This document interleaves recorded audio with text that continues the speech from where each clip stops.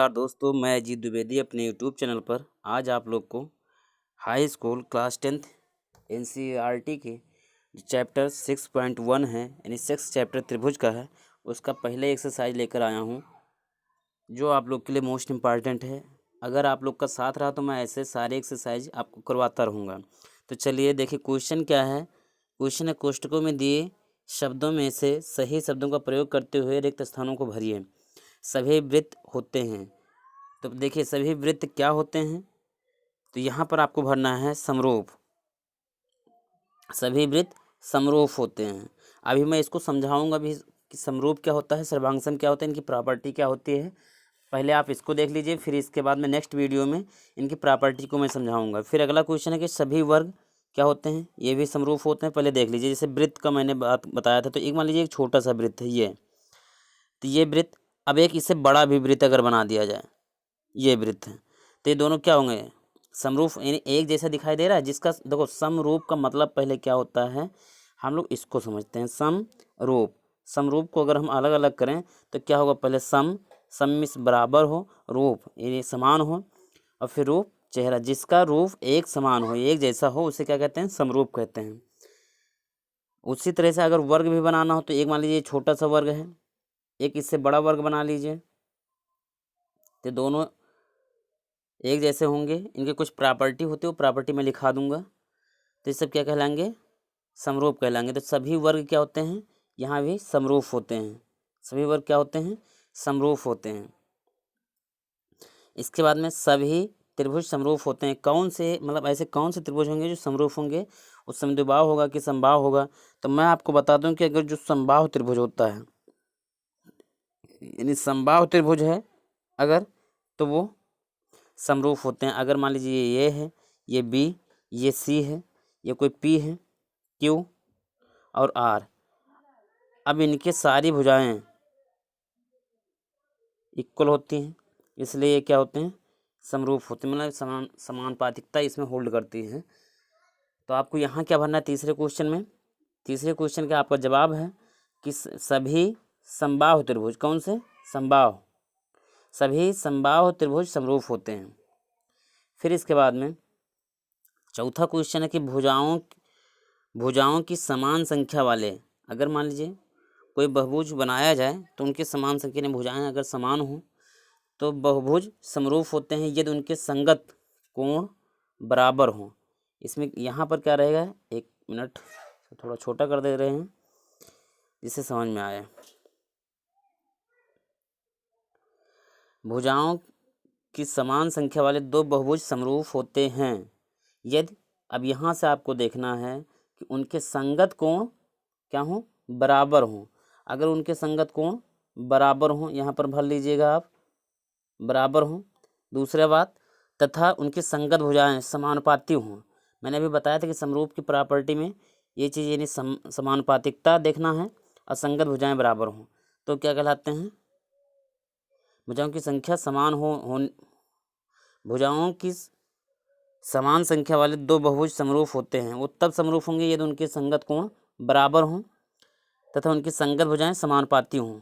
यहाँ पर आपको भरना है ये दूसरा वाला समानुपाती, तो ये आपका कंप्लीट हो जाएगा। चलिए अगला क्वेश्चन क्या कह रहा है। अगला क्वेश्चन है कि निम्नलिखित युग्मों में दो भिन्न भिन्न उदाहरण दीजिए। जैसे समरूप आकृतियाँ, अब मैं आपको बता दूं जैसे समरूप आकृति बताना है। अभी मैंने आपको बताया था कि एक चाहे छोटा वृत्त बना लीजिए, एक बड़ा वृत्त बना लीजिए, तो समरूप आकृतियाँ हो जाएंगी। जैसे मान लीजिए एक वृत्त ये है, दूसरा इससे बड़ा वृत्त बना लीजिए, अब ये समरूप आकृतियों में होंगे। मान लीजिए एक छोटा सा कोई वर्ग बना लीजिए, आपको छोटा सा वर्ग बनाना है। छोटा सा वर्ग का सेंस, एक मान लीजिए आप 1-1 सेंटीमीटर का बना लेते हैं, मान लीजिए 1-1 सेंटीमीटर का आप बना ले रहे हैं। दूसरा आप वर्ग बनाइए जो 3-3 सेंटीमीटर का कर दीजिए, या 2-2 सेंटीमीटर का कर दीजिए, ये मान लीजिए 3-3 सेंटीमीटर का है, तो आपका क्या होगा, समरूप आकृति हो गई। ठीक है। अब ऐसी आकृति जो समरूप नहीं है, अच्छा ऐसी आकृति जो समरूप नहीं है, तो ये भी आसान। देखो जब समरूप तुमको समझ में आ गया कि समरूप कैसे बनेगा, तो उसके जस्ट अगेंस्ट बना दो, अपोजिट उल्टा बना दीजिए। तो आपको जो ऐसी आकृतियाँ जो समरूप नहीं है, इसके बारे में देख लीजिए। जैसे मान लीजिए एक आपने वर्ग बना दिया, अब दूसरा आप एक समलंब बना देते हैं, समलंब। मान लीजिए आपने समलंब बना दिया, तो अब ये दोनों आकृतियाँ समरूप नहीं है, क्योंकि अगर इनकी भुजाएं मान लीजिए 1-1 सेंटीमीटर हैं, 1-1 सेंटीमीटर हैं, तो इसका हो सकता है ये 3 सेंटीमीटर हो, ये 3.5 हो, या मान लीजिए ये 4 सेंटीमीटर हो, ये 2 सेंटीमीटर हो। तो जब इक्वल है ही नहीं, इनके समानुपातिकता इसमें होल्ड ही नहीं करती है, तो ये समरूप नहीं होंगे। तो ये आपके दूसरे क्वेश्चन का दोनों आंसर हो गया।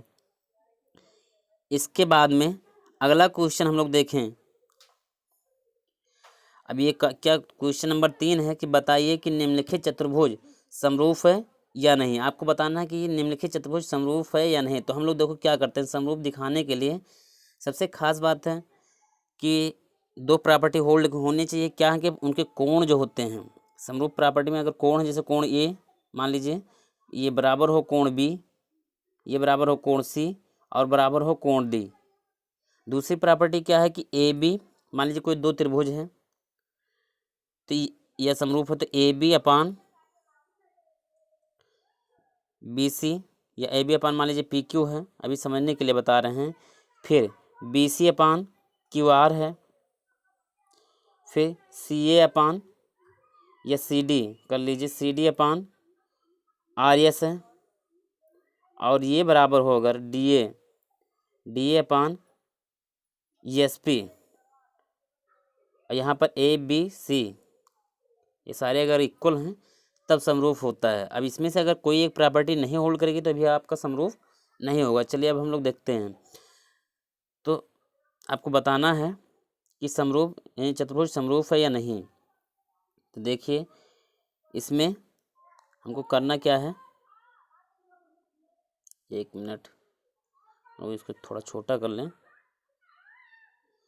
देखिए यहाँ पर पी एस जो है 1.5 सेंटीमीटर है, यहाँ पर ये 3 है तो ये हो गया, फिर यहाँ 1.5 है, यहाँ 3 है ये भी हो गया, यहाँ 1.5 है, यहाँ भी 3 है ये भी हो जाएगा, यहाँ 1.5 है, यहाँ 3 है, ये तो हो गया। लेकिन अब इनके जो कोण हैं, ये एंगल, ये इक्वल नहीं है, मतलब इनकी इक्वलिटी नहीं होल्ड करती है, तो इसलिए ये समरूप नहीं होंगे। क्या है, ये समरूप नहीं होंगे। क्यों? क्योंकि एक 90 अंश है, दूसरा भी 90 अंश है, इसमें कोई 90 अंश नहीं है, इसलिए नहीं होगा। धन्यवाद, मिलते हैं एक नेक्स्ट वीडियो में, और हम लोग तब तक इसका तैयारी करते रहेंगे, रिवीजन करिएगा। हम लोग नेक्स्ट वीडियो में मिलेंगे नेक्स्ट एक्सरसाइज के यानी 6.2 में। तब तक आप अपने दोस्तों सहपाठियों को शेयर करते रहिए। इसमें कुछ नहीं करना था, अगले एक्सरसाइज में हम लोग विधिवत सवाल को लगाएंगे। धन्यवाद।